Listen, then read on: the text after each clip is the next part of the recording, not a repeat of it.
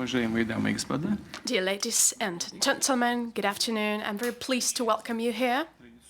It is our traditional meeting that takes place on a regular basis at almost every forum held here in St. Petersburg. This time, my formal meetings begin with you. I would like to once again welcome you here. I would like to wish you a nice, pleasant, and fruitful stay in St. Petersburg. Isn't it working? Is there any problem?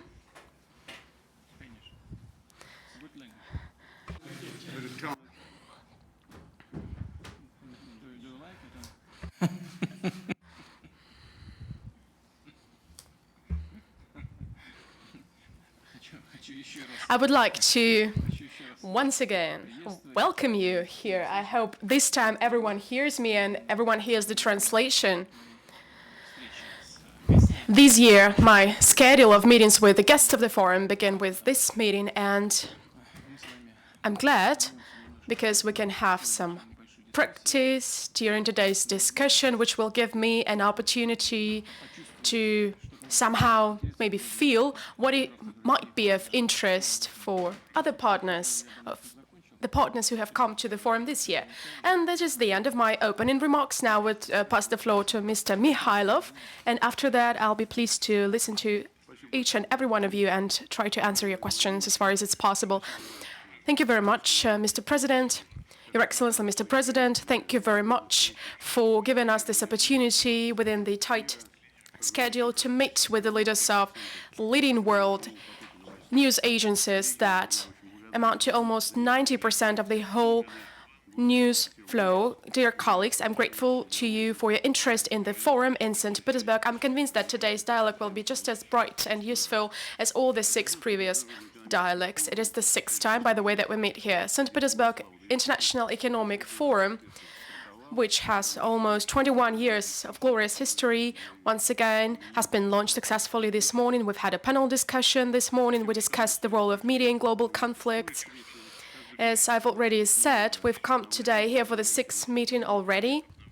Every year, our circle grows. You see some new colleagues who are present here for the first time. There are 4 of them, and I will introduce each of them. And we always welcome the newcomers whose experience always intertwines fruitfully with that of the oldcomers. And of course, your decision to meet, not late at night, the way you usually spoke of this, but right now in the afternoon, before you deliver your speech tomorrow at the plenary session of the forum, I would like to thank you for this in particular. I can't but mention that today, on the 6th of June, we celebrate the 220th anniversary since the birth of Alexander Pushkin. This can be called the Day of Russian Language. That is why it is a special day for us. TASS has studied the preliminary topics as traditional, which we received from our foreign colleagues. Before this trip, there are various diverse topics. You'll hear about them. But there is one topic that is of interest for everyone, without any exception. Therefore, I would ask this generalized question on behalf of TASS. During the last meeting, we always started with stating the fact that our planet is going through a dangerous period of confrontation. Countries are exploding, regions are on fire, there are sanctions, trade wars, fake news. This is the contents of all news feeds, of all news agencies. Everyone is talking about a new Cold War. Each country is convinced that it knows who's to blame, for sure. Why do we have, in 2019, begin our conversation from the same question? Why isn't the world getting safer? In which direction is our civilization going? Do you see the light at the end of the tunnel? What are we to do as the main participants of this political process? That is the generalized question that I have. If we have a look on the walls, on these frescoes, here on the ceiling and here on the walls, there is war everywhere, all around us. Unfortunately, this has always been the case. The history of humankind is full of conflicts. The truth behind all conflict. However, after all conflicts, peace comes, but it's better not to come down to conflicts at all. So after nuclear weapons were invented and created, the humankind finds itself in the state of relative calm, except for regional conflicts. This state of relative global calm has lasted for almost 75 years. Let us recall Churchill, who first hated the Soviet Union, then he called Stalin the great revolutionist when he needed to fight Nazism. And after the Americans received nuclear weapons, got nuclear weapons, he urged for elimination of the Soviet Union. Remember, his Fulton speech launched the Cold War. But as soon as the Soviet Union came into possession of nuclear weapons, Churchill initiated the coexistence of the two systems. And it was not because he was trying to adjust to something. He based his assumptions on the realities. He was a smart person, a politician. And not much has changed since then. We just have to bear in mind what world we live in, what are the dangers that we are facing. If we do not keep this fiery animal under control, this might lead to a global disaster. Everyone is now dealing with environmental issues today, and that is right, because this poses a global threat. I mean, the climate change, anthropogenic contamination, the boys and girls are now involved into this work all over the world, but they do not realize, these young people, teenagers, they do not realize the global threat and challenge related to possible global conflicts. And this is what the actually grown-ups should think about. But it seems that these issues and questions appear on the background now. They have receded to the background, and this can't but concern us. Our US partners withdrew from the IBM Treaty. And so what? Dear ladies and gentlemen, I would like to ask you, did any one of you protest actively against this? Did you go out to the streets with some posters? No. It's quiet, everything's quiet, as if this should have taken place. But it was the first step to a fundamental disruption of the whole backbone of international relations in the area of global security. And it was a very important step. So now we are talking about unilateral cessation of participation of our US partners in the INF Treaty. In the first case, the US was at least honest, just withdrew unilaterally. In the second case, maybe realizing that some responsibility would be involved. They're trying to shift the blame on Russia, but you and your readers just have a look at the treaty, at the INF Treaty. Just read this treaty. Its articles state clearly that launchers cannot be emplaced on the ground, that is of medium-range and shorter-range missiles, but they have placed them in Poland, in Romania. This is a direct violation of the treaty's provisions. Look at these medium and shorter-range missiles and compare them to combat drones. This is the same thing. Now, have a look at the characteristic of targets for counter-missiles. These are actually the shorter-range and medium-range missiles, and everyone pretends as if no one hears or sees anything, as if everyone is blind and deaf, but we have to respond somehow. This is obvious. And they're looking for someone who's guilty and blame Russia. The threat is serious, of course. What we have now on our agenda is extension of the New START Treaty. Well, we can choose not to extend it. Our new system will ensure Russia's security for a significantly long historic term. I mean that we have taken an important step forward and we've outrun our competitors in terms of creating hyper weapons systems. So if no one is interested in extending the New START Treaty, then we won't extend it. But no one is even negotiating it with us. We are ready. We've repeated it on numerous occasions, but there are no negotiations with us. No formalization of this negotiation process has taken place. And the treaty will expire in 2021. But let me draw your attention to the fact that there will be no instruments limiting the arms race. And for example, placing weapons in outer space. Do we even understand what it is? Ask the experts. It means that above everyone's head, there will be nuclear weapons permanently, all the time. We're doing the same thing, and quickly. Will anyone think about this? Will anyone talk about this? Will anyone raise any concerns about this? No. What we see is complete absence of anything. Or creating low-yield nuclear weapons, using strategic missiles in non-nuclear equipped for non-nuclear weapons. For example, these missiles are launched from somewhere in the ocean.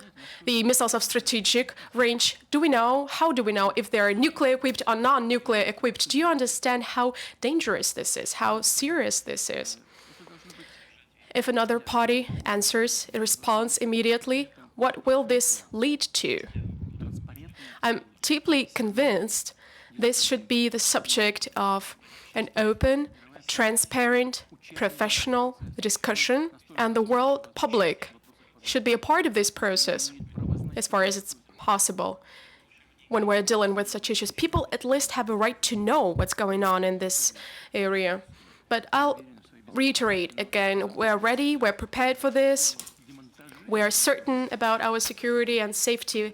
However, we do share the concern of the possibility of dismantling this whole mechanism in strategic arms control and non-proliferation. This concern still exists. What is the way out of this situation? The only solution that we see is the joint work. In my recent conversation with President Trump gives me some reasons for optimism, because Donald said that he was also concerned about this. He understands what cost the United States bears and all the other countries. This money could have been allocated for some other purposes. I fully agree with him. For example, State Secretary has come recently to Russia. We met with him in Sochi, and he's shared the same ideas, more or less. But if the United States believes it so, then some practical steps should be taken to ensure this joint efforts. I'll repeat. Well, of course, as for today, our negotiations are of utmost importance. I mean, the negotiations between the countries with the highest nuclear potential and nuclear capabilities. But I believe that we should involve all nuclear weapon states, official or non-official. If we only involve those who have been recognized as nuclear powers, if we do not involve those who have not been recognized as nuclear powers, they will continue developing the process. And the process between officially recognized nuclear weapon states will be stalled. Therefore, we should build this broad platform for discussions and decision-making. And in this sense, this could be the certain light at the end of the tunnel. Thank you very much, Mr. President. The tradition goes that we treat women very carefully, and among the list of guests today, we have Ms. Rosalind Mattison. Your question will go first. I'll say that Ms. Mattison is a well-known journalist and a political researcher. She's lived in Singapore for a long time. She's recently moved to London. She's become the executive editor of Bloomberg in 2018. And it's the second time she's here. And by the way, she's interested in Thai boxing. Unlike Faina Ranevskaya's joke that, the weaker sex means something like the weaker gender means something weak indeed. Well, it tried to confuse me from the very beginning, speaking about boxing. Well, please, you have the floor, Ms. Mattison. Thank you, Mr. President. Muay Thai, I believe, has taught me the value and appreciation of fear and to confront and control fear, but I don't believe I'd be brave enough to get in the ring with you. I have a question about oil. Two questions, actually. Russia's deal with OPEC is up for renewal this month. Do you favour keeping production at current levels, or is your preference for Russia and for OPEC to increase output as we go into the second half of the year? And given the importance of oil to your economy and to Russia more broadly, I wanted to ask you about the comments this week by the US President Donald Trump, who said that he had been told that Russia is pulling its people out of Venezuela. Moscow has said that this is inaccurate. Is Donald Trump just getting bad information, or are you still concerned that the ultimate goal of the US is regime change in Venezuela, and perhaps the ultimate goal beyond that is to have control of Venezuela's oil assets? Thank you.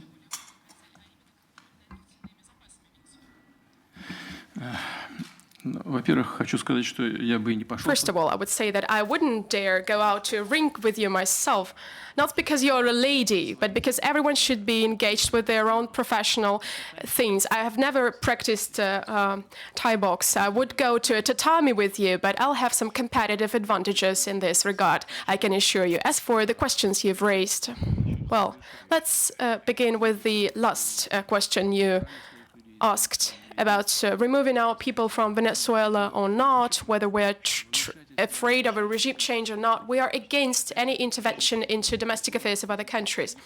We believe this results in tragic consequences. And an example of such countries as Libya and Iraq is the best confirmation of this fact. The road to hell is paved with the best intentions. This is a well-known idea and an obvious fact, so we should be calm, we should be patient. We can work with everyone, with opposition, with the authorities who are currently in office, but we cannot intervene into domestic affairs, internal affairs of other states. We cannot use sanctions measures because usually millions of grassroots citizens suffer from this that have nothing to do with authorities and government. The global economy suffers. If we take a look at the fact that Venezuela has reduced its oil production twice over the last year, if we take into account the state in which millions of people live now in Venezuela, so who is fighting whom? Are they fighting Maduro, or are they fighting the population of Venezuela? Therefore, we do not approve of military intervention because this would be a disaster. As far as I understand, based on the information that I have, even the allies of the United States do not support military intervention into Venezuela. I do not know such people. I mean, neighbors of Venezuela, even those who condemn Maduro for his domestic political processes. And that's good. We do not want anyone to do anything like this in Venezuela. As for our people in Venezuela, officially, we sold weapons to Venezuela, but we stopped doing that quite a long time ago. And upon contract, and you, by the way, represent Bloomberg, the TV channel and the publishing house, which is involved in economic issues, we are to maintain, to service these weapons in terms of the contract's provisions. That is what we have to do. Our specialists have been doing this over the last years, and they continue to do it. These are not everything worked out technically based on priorities of the Venezuelan government. They wanted us to service something, and they wanted us not to service something, but this is something that we have to do based on the contracts. Otherwise, we will suffer some sanctions. Therefore, I know that a certain amount of work has been done by our specialists, not just in terms of military work, but in terms of industry as well. Some of them come, some of them go. We do not establish anything there on purpose. We do not establish any military posts there. We do not relocate our troops there. This has never happened before and will not happen, but we will continue to implement our contract provisions in terms of military and technical cooperation. My third point regarding our relationship with Venezuela and other oil-producing countries. I've already said that Venezuela reduced its oil production, and this is not only related to sanctions that has to do with the current state of oil and gas industry in Venezuela itself. 3.5 billion are the credit loans of Venezuela towards Russia, but there is no debt. Venezuela has been paying and servicing all its credit obligations and liabilities. As far as our relationship with OPEC is concerned, we will continue this relationship. We will continue to foster it. We're not going to enter OPEC, but we have a certain mechanism for cooperation with it, and our decisions will be consolidated. We do have certain discrepancies and differences in terms of different understanding of a just price, fair price, but this is also natural. There is no need for me to comment upon some things that you probably do not know, but just look what price per barrel, in terms of what price per barrel the budget of Saudi Arabia has been calculated. This is much bigger than in Russia. We calculate in terms of $40 per barrel, and in Saudi Arabia this amount is quite larger. They of course want the price to be higher. We do not have this need, bearing in mind the diversified nature of our economy. Well, we do depend on oil and gas a lot, but our economy is much more diversified than in the Gulf countries. Therefore, our processing industry, the Russian industry, is not interested in too high oil prices. What we need is a certain medium shelf, $60 or $65 per barrel. We are quite satisfied with that. We do not have a need to go somewhere up.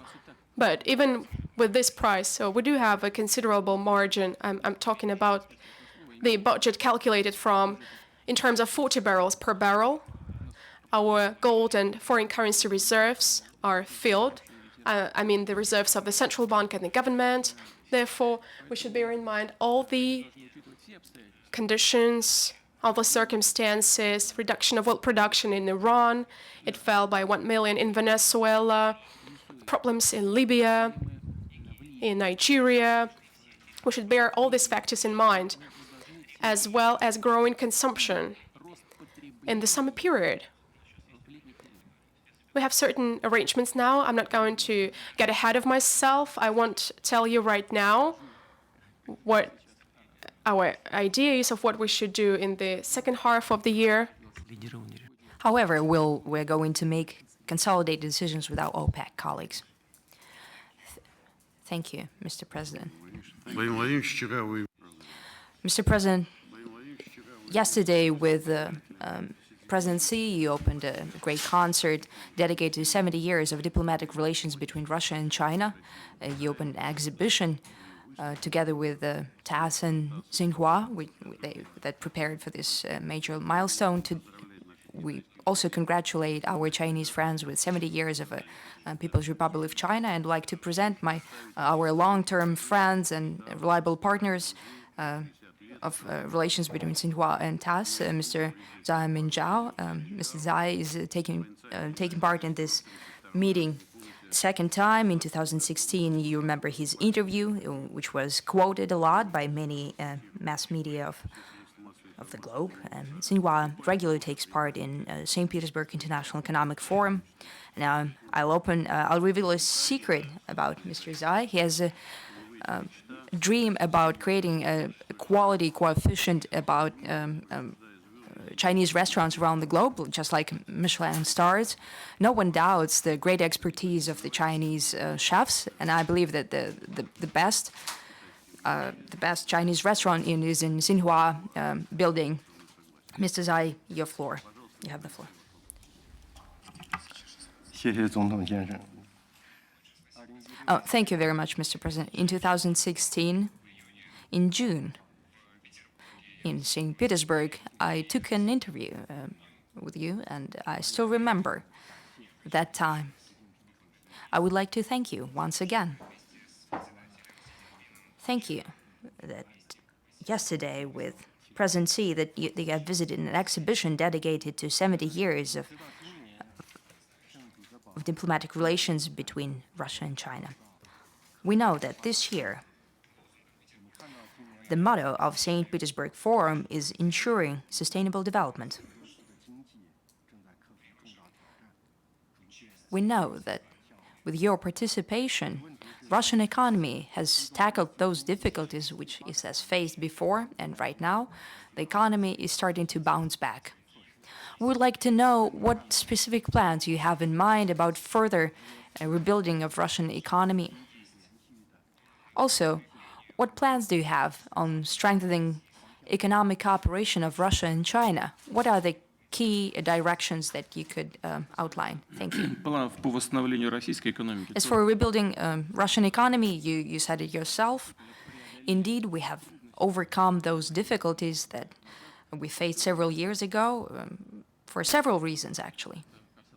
That had to do with the so-called sanction actions. Well, that was not the main thing. That did not play the main role. But first and foremost, the decreased prices for our traditional exports, hydrocarbons, some metals, so therefore chemical production that had to do with raw materials. Also some sanction pressure.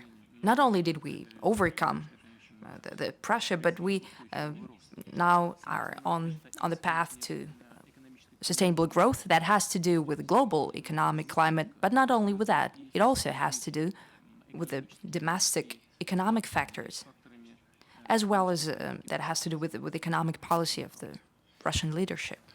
First and foremost, that has to do with this stable macroeconomic situation.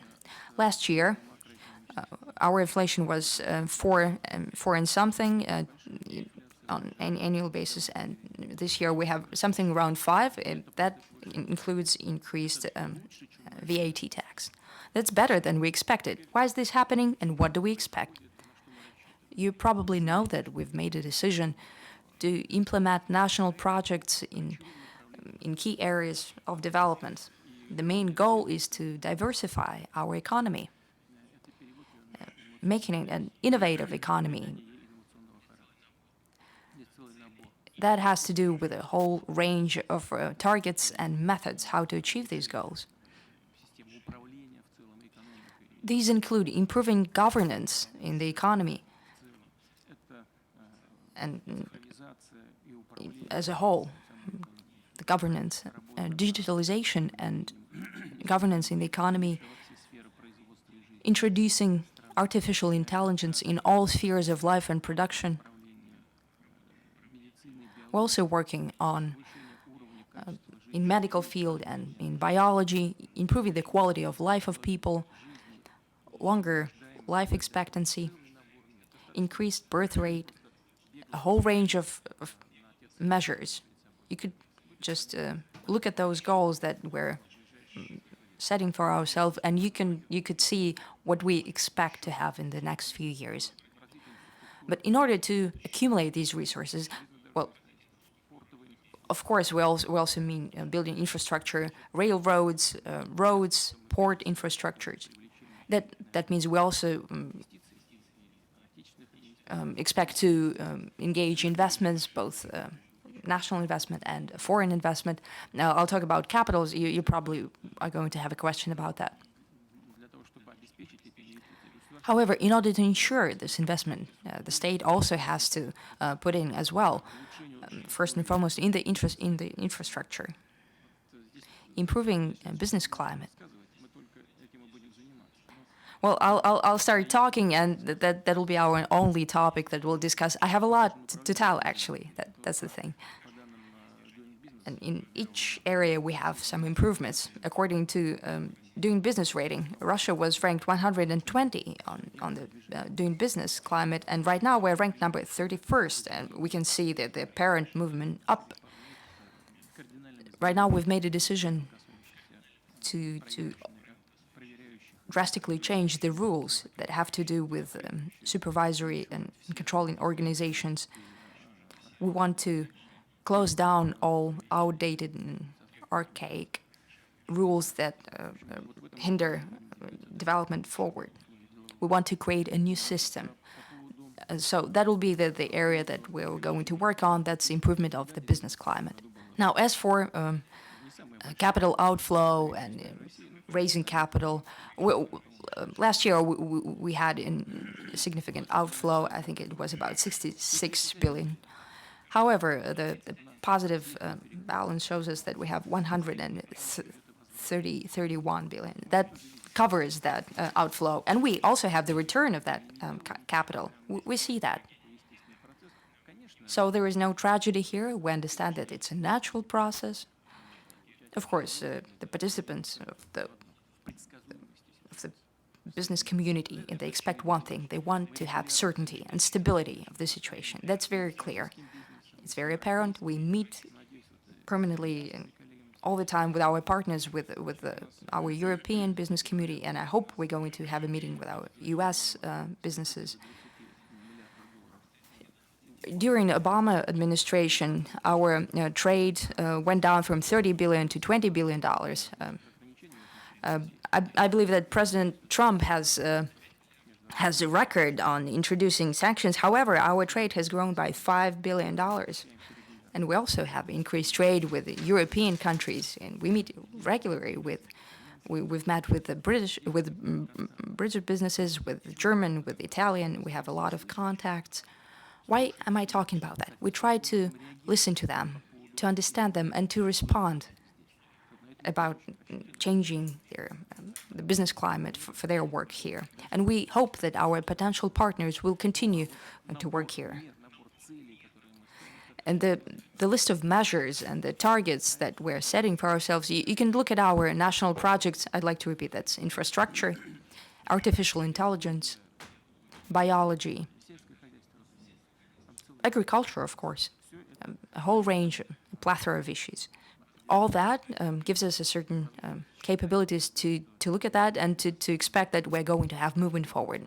How do we implement that? How do we do that? We'll see. I said that state, when we implement these major projects, will have to also make its contribution, but we only have to count, to look at the money, at the finances, and we'll see. We were doing all the maths behind that, and different ministries were arguing, as well as specialists and experts, when we're talking that when we try to find the sources of finances, one of the ways to decrease the liability is to increase the VAT tax. We understood that at the first that will be detrimental to economic growth. We understood that very well. Increased VAT, that means that there is slower activity. However, we thought that this is only a short-term detriment, about 6 months in effect, not more. But later, due to this money flowing into economy, in the infrastructure, that would be an impetus to greater growth. Right now, our prognosis are being proven right.